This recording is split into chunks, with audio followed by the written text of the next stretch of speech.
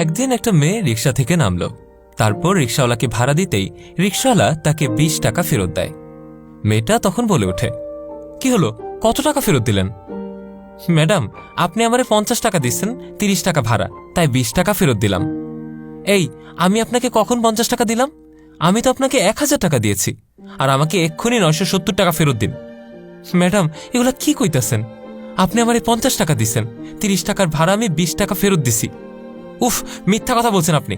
আপনি দেখুন তো আপনার কাছে 1000 টাকার কোনো নোট আছে কিনা। হ ম্যাডাম, আছে। তাহলে ওইটাই আমি দিয়েছি, ওটা আমাকে দিয়ে দিন তো।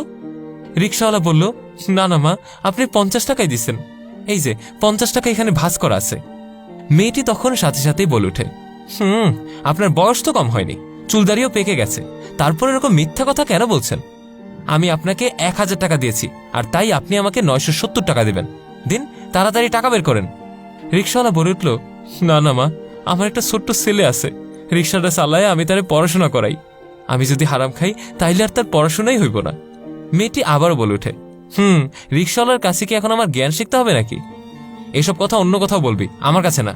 রিক্সাওয়ালা বলল, দেখেন মা, আমি একটা বয়স্ক মুরব্বী মানুষ, আপনি আমার সাথে তুই তুকারি করে কথা কইতে পারেন না।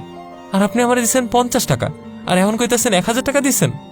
এবার মেয়েটি বলে উঠল, এই ছোট লোকের বাচ্চা, এজন্যই তো তুই রিক্সা চালিয়ে খাস, আর আজীবন তোদের এই রিক্সা চালিয়েই খেতে হবে, আমাদের লেভেলে কখন উঠতে পারবি না।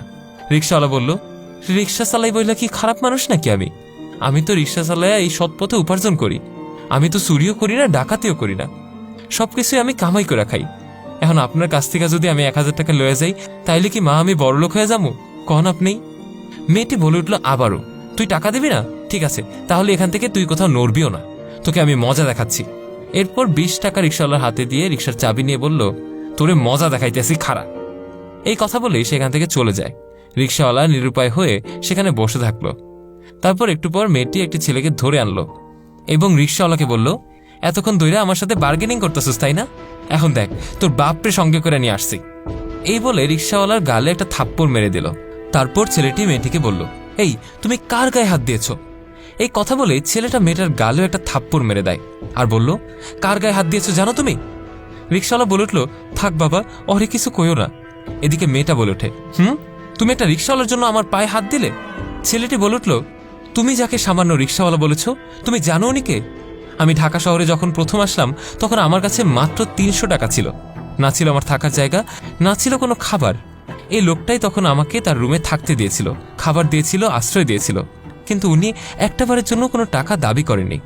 আজ তুমি তার গায়ে হাত তুললে। তারপর আবারও মেয়েটিকে বলল, এই, তুই চাচার সাথে খারাপ ব্যবহার করেছিস, মাফ চা এখনই।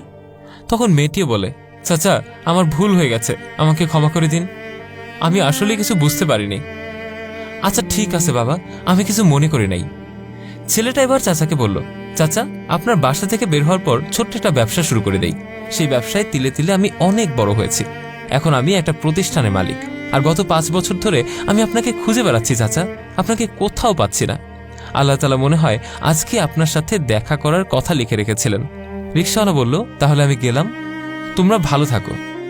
তারপর রিক্সাওয়ালা সে 20 টাকাটি বের করে আবারও মেয়েটির হাতে দিয়ে বলল, মা, এই নাও তোমার 20 টাকা। তারপর মেয়েটি সেই 20 টাকা নিল এবং চাবিটি রিক্সাওয়ালার হাতে দিল।